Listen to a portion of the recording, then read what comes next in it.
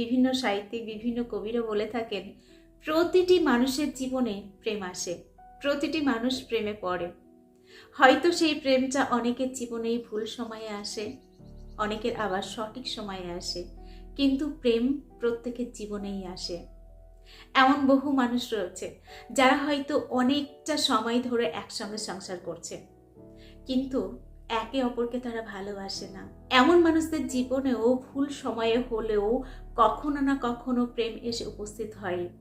হয়তো তারা কখনো সেই প্রেমের কথা স্বীকার করে না, কখনো কাউকে জানতে দেয় না, কিন্তু প্রেমে এরাও পড়ে। দেখো, আমাদের ম্যাক্সিমাম মানুষের মনের মধ্যে প্রেম নিয়ে একটা ধারণা রয়েছে। প্রেম মানেই তার সঙ্গে মেশা, তার সঙ্গে থাকা, তাকে টাচ করা, তাকেই জীবনে পাওয়া, এরকম কিন্তু ধারণা রয়েছে। কিন্তু এমন বহু মানুষ রয়েছে যারা কিন্তু দূর থেকে ভালোবাসে এবং তাদের ভালোবাসাটা ভীষণই পবিত্র, ভীষণই সুন্দর, এবং তারা কিন্তু খুব গভীরভাবেই ভালোবাসে। তাদের প্রেমটা কিন্তু কোনো অংশে কম নয় যারা একসঙ্গে বসবাস করছে, একে অপরকে জীবনে পেয়েছে তাদের থেকে। কি বলতো, দূর থেকেও কাছে না পেয়েও একে অপরকে ভালোবাসা যায়। সদ্গুরুর একটা কথা আমার খুব ভালো লেগেছে। উনি আগের দিনের একটা ভিডিওতে দেখছিলাম, এটা বলছে যে তোমরা প্রেম মানে প্রেমের মধ্যে কেন সবসময় দেহটাকে খোঁজো, কেন সবসময় যৌনতাকে খোঁজো? এছাড়াও কিন্তু প্রেম হয়, দেহ, যৌনতা এগুলো ছাড়াও আমরা কিন্তু একে অপরকে ভালোবাসতে পারি, একে অপরকে আপন করে নিতে পারি। কিন্তু আমাদের মাথার মধ্যে এগুলো তো আসে না। আমাদের কাছে প্রেম মানে প্রেমের মধ্যে কোথাও না একটা আমরা বিবাহ নামক শব্দটাকে ঢুকিয়ে রাখি।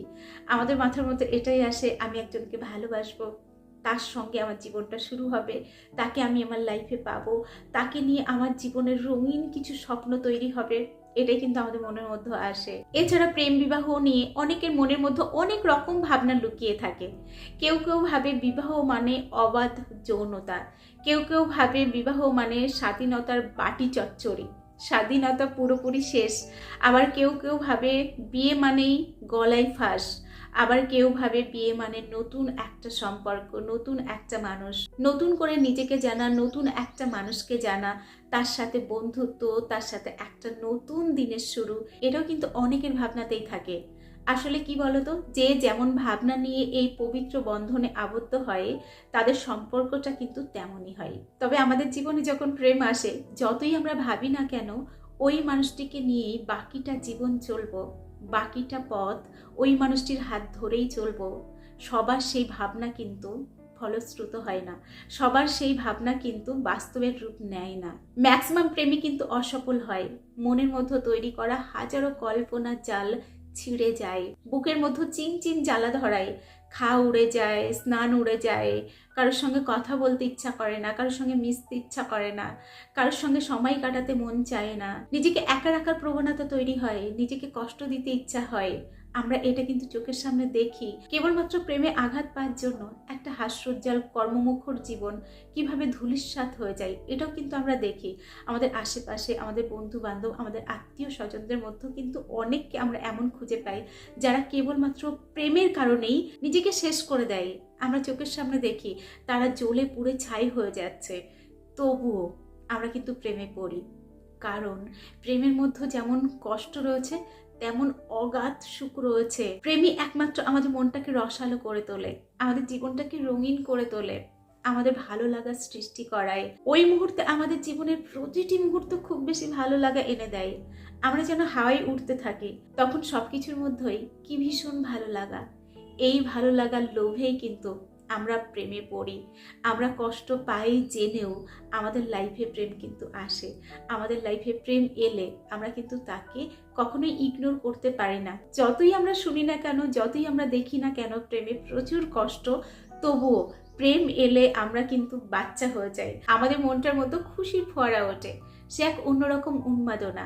অনেকে আবার এটাও বলে প্রেমে পড়ার কোনো নির্দিষ্ট বয়স নেই। আগেই বললাম, অনেক মানুষই কিন্তু এটা স্বীকার করে প্রেম কখন কার জীবনে আসবে কেউ জানে না।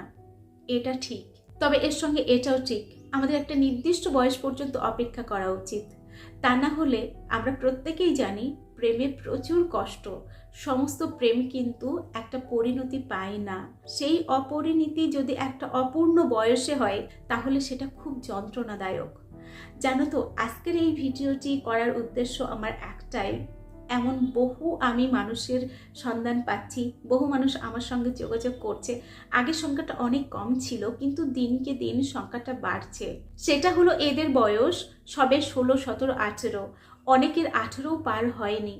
এরা প্রেমে পড়ছে এবং এরা কন্ট্যাক্ট করে জানাচ্ছে যে দিদি আমি এই মুহূর্তে কষ্টের মধ্যে রয়েছি, আমার বুকের মধ্যে চলে যাচ্ছে, আমার ভালোবাসার মানুষটি আমাকে পাত্তা দিচ্ছে না, আমাকে বলো কি করলে ও আমাকে পাত্তা দেবে, কি করলে ও আমাকে আরও বেশি ভালোবাসবে। এবং যার প্রেমে পড়েছে তার বয়সটা শুনলে আরও বেশি অবাক হবে, 14, 13, 15 এরকম বয়স। গতকাল একটি মেয়ে আমাকে ফোন করেছে, সে 9-এ পড়ে। ও যাকে ভালোবাসে সে এবার মাধ্যমিক দেবে। সে হয়তো বাড়ির লোকের চাপে এই মুহূর্তে ফোন ব্যবহার করতে পারছে না, কারণ কয়েকদিনের মধ্যেই তার পরীক্ষা শুরু হবে। তার কাছ থেকে হয়তো এই মুহূর্তের জন্য ফোনটা নিয়ে নেওয়া হয়েছে। তো এই মেয়েটির কথা হচ্ছে, ও আমাকে পাত্তা দিচ্ছে না, আমাকে অজুহাত দিচ্ছে, কথা বলতে চাইছে না। আমি কি করলে ওর সঙ্গে কন্ট্যাক্ট করতে পারবো, কি করলে ওকে আবার আমি আমার জীবনে ফিরিয়ে আনতে পারবো? ভাবতে পেরেছো? কেবলমাত্র 9-এ পড়ে, যার মনের মধ্যে এখন শুধু কেবলমাত্র বাচ্চা সুলভ ভাবনা থাকবে, অনেক আবদার থাকবে, অনেক খুনসুটি থাকবে, অনেক কল্পনা থাকবে, একটা উন্মুক্ত আকাশ থাকবে, নিজেকে জানার একটা আকাঙ্ক্ষা থাকবে। সেই মনটার মনের মধ্যে এখন চলছে কি করলে আমি আমার ভালোবাসার মানুষটির মন পাবো, কি করলে ও আমার সঙ্গে কথা বলবে। এটাই কিন্তু তার মনের মধ্যে চলছে।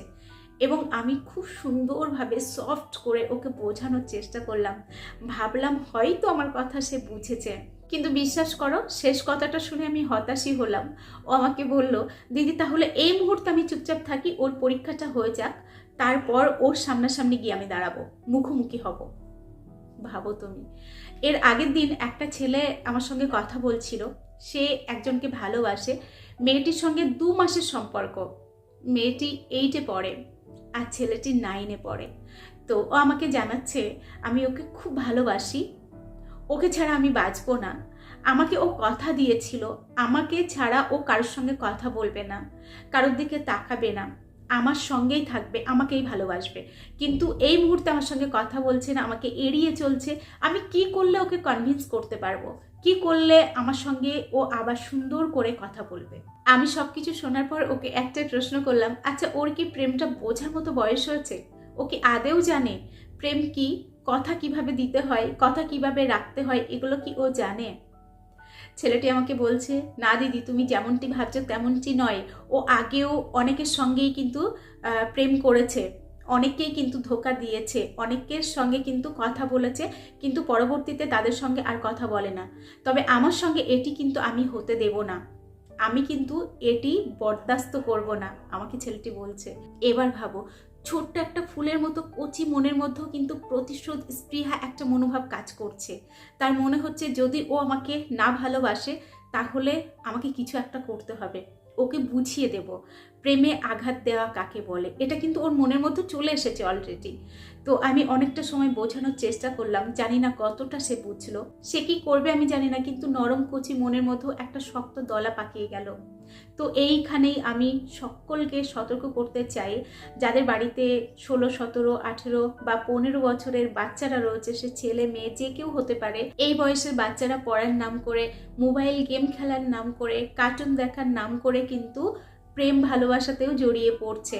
এবং এরকম এক পিস কিন্তু আমার জানা, আমার খুব কাছের, সে এমনও ভয় দেখাচ্ছে, তার বয়স কেবলমাত্র 14, এমনও ভয় দেখাচ্ছে যে আমাকে যদি বাধা দাও আমি এই পৃথিবীর থেকে চলে যাব। সে কিন্তু এরকমভাবেও ব্ল্যাকমেল করছে। তো বর্তমান প্রজন্মের পরিস্থিতি খুব একটা ভালো দিকে যাচ্ছে না, আমাদের সময় থাকতে না সতর্ক হওয়া উচিত। তো চলো আজকের ভিডিও এখানেই শেষ করছি। এতক্ষণ আমি তোমাদের সঙ্গে ছিলাম, তোমাদের বন্ধু রোজিনা ব্যানার্জি। আবার তোমাদের সাথে দেখা হচ্ছে নেক্সট ভিডিওতে। ততক্ষণ সকলে ভালো থেকো, সুস্থ থেকো।